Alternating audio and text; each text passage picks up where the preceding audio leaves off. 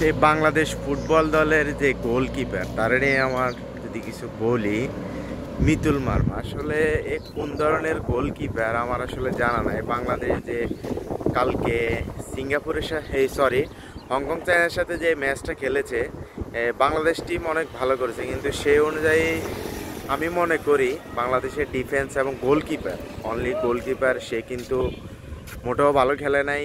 আপনি যদি দেখেন প্রথম হামজা যে প্রিকে অসাধারণ একটি গোল করেছে, এটা বলতে পারলে আনবিলিভেবল, অসাধারণ একটি গোল হয়েছে। কিন্তু তারপরে আমরা যখন ঠিক হাফ টাইমের অ্যাডেড টাইমে 4 মিনিটে একদম লাস্ট মোমেন্টে লাস্ট এই কিকের আগ মুহূর্তে বাংলাদেশ টিম যে গোলটা খেয়েছে, ফাইমের হেড থেকে সরাসরি গোলকিপারের সামনে, যে কিন্তু বলটা হেড করার পরে খুবই স্লোলি বলা যায়, একদম স্লোলি বলটা গেছে, এবং যে হংকংয়ের প্লেয়ার ফিনিশ করেছে কিন্তু পা দিয়ে ফিনিশ করছে, ও কিন্তু হেড করে নাই।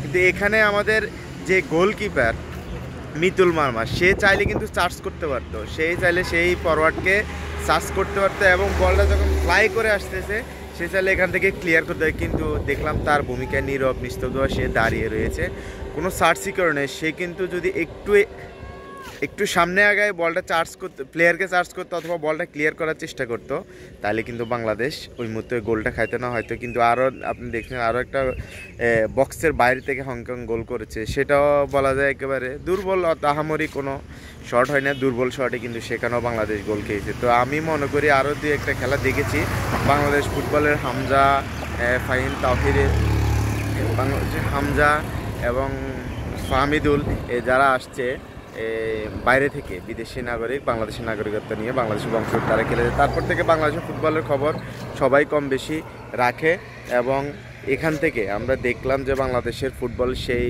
পুরনো ঐতিহ্যে ফিরে যাবে, এবং তাবি দেওয়ার প্রেসিডেন্ট খুব ভালোভাবে কাজ করতেছে। আর সিন্ডিকেট মাদারচোদ বসুন্ধরার ব্যাক খোলার, বসুন্ধরার এগুলো ফাহমিদুল, এরা সমিত হোম, এরা কিন্তু প্রথম চান্সেই জাতীয়, মানে প্রথম একাদশে খেলার যোগ্য, কিন্তু তাদেরকে না নামিয়ে কি বালসাল নামাইছে সাতমাদেরা, ভালো বুঝে না খেলা টেলা, উদয় ফাও এটাই। কিন্তু আমি চাই বাংলাদেশ টিম আরও ভালো করবে এবং এই সিন্ডিকেট মাদারচোদদেরকে ভেঙে দিবে। বাংলাদেশ টিম থেকে বাংলাদেশের ফুটবল প্রেমীরা আরও ভালো কিছু আশা করে, এবং আমি চাই বাংলাদেশের যে গোলকিপার পরিবর্তন করা, কি মিতুল মার্মাকে দিয়ে হবে না, ছোট মানুষ কিছুই বোঝে না এখনও। সো বাংলাদেশ টিম আরও ভালো করবে, সামনের দিকে বাংলাদেশ আরও ভালো খেলবে ইনশাল্লাহ, সেই প্রত্যাশা ব্যক্ত রাখি, এবং সিন্ডিকেট মাদারচোদ করে ভেঙে দিবে। বাংলাদেশ ফুটবলের সিন্ডিকেট আমরা চাই না, কাজী সালাউদ্দিনের মতো আবার কোনো সিন্ডিকেটও, কিন্তু ফুটবল পুরনো ঐতিহ্য ফিরে যাচ্ছে দিনে, আরও ফুটবল আরও ভালো করবে, এটা আমাদের বিশ্বাস। সিন্ডিকেট মাদারচোদ ভেঙে দেবে, ফুটবলের জয় হোক, বাংলার ফুটবলের জয় হোক, জয় হবে ইনশাল্লাহ তাবি দেওয়ালের হাত ধরে।